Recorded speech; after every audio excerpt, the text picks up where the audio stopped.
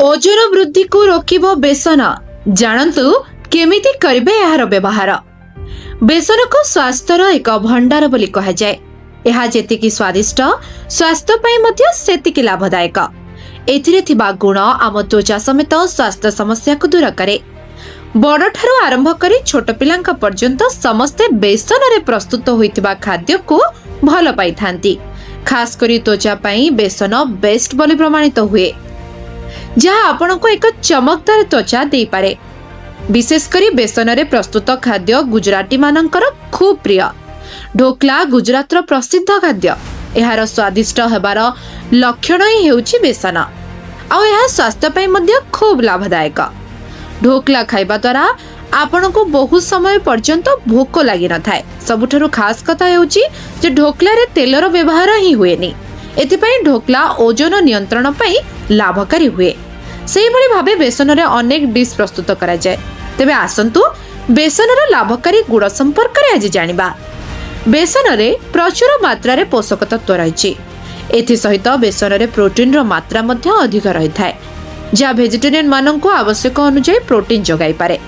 जदि आपण ओजन कमाया पई चाहंती तेबे बेसन आपणको खाइबा पई बेस लाभ करबो। बेसन रे प्रचुर मात्रा रे पोषक तत्व रहिछि। एति सहित बेसन रे प्रोटीन रो मात्रा अधिक रहिछि।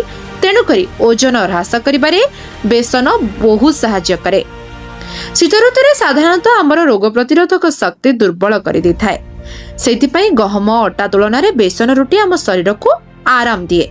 बेसन रे कैलोरी एवं फैट रो मात्रा कम रुहे, फाइबर रो मात्रा अधिक रुहे। तेणु याकू डाइट रे शामिल करबा द्वारा भोक को नियंत्रण करिबारे सहाय्य हुए। तेबे निजर ओजन कंट्रोल रे रखिया को चाहुथिले आज ही बेसन रो प्रस्तुत खाद्य आपण निज डाइट रे शामिल करंतु। ता सहित डायबिटीज रोगींग पई मध्य बेसन बेस्ट होई थाए, जहा खाइबा द्वारा डायबिटीज हेबार आशंका को मध्य ह्रास करि परिबे।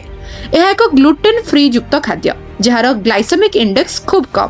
तेणु अधिकांश समय रे स्वास्थ्य विशेषज्ञ माने डायबिटीज रोगी को बेसन प्रस्तुति खाद्य खाइबा को परामर्श दियंती। एथिरे विभिन्न प्रकार विटामिन, खनिज पदार्थ एवं फाइबर रहिताए, जहा हृदय स्वास्थ्य को बढ़ाए, जहा फल हार्ट जनित समस्यार आशंका ह्रास पाई थाए। एथिरे थिबा पोटासियम रक्तचाप मध्य कम करे। यह व्यतीत एथिरे फाइबर प्रचुर परिमाण रही थाए, जहा कोलेस्ट्रोल को मध्य ह्रास करे। केवल एतिक नुहे बरं त्वचा समस्या पई बेस फलप्रद हेउछि बेसन। बेसनर फेस पैक जदि आपण प्रत्येक दिन लगांती ताहले आपणक त्वचा चमकी उठिबा। एहाकू व्यवहार करबा द्वारा मुहरु व्रण समस्या मध्य दूर हो जाए एवं स्किन पूरा पूरी ग्लोइंग स्किन हो जाए। Bureau report, live life Odia.